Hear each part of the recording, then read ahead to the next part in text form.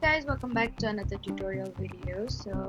In today's video I'll show you how to fix the iPhone camera black screen problem. So first, close the camera app completely and then open it again. If the screen is still black, then restart your iPhone by pressing on the volume plus and the power button together until the power sliders appear. Next, check whether another app is currently using your camera. Then close the apps and try opening camera again.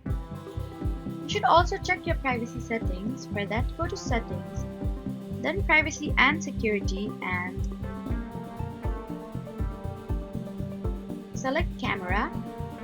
Then make sure camera access is enabled for apps that need it, and if you're using the camera app itself and the screen remains black, then check for an available iOS update under settings, general and software update. Also remove any case or accessory that could interfere with the camera. So that was how to troubleshoot an iPhone camera black screen. Please do not forget to like, comment and subscribe for more helpful tutorials. Thank you for watching.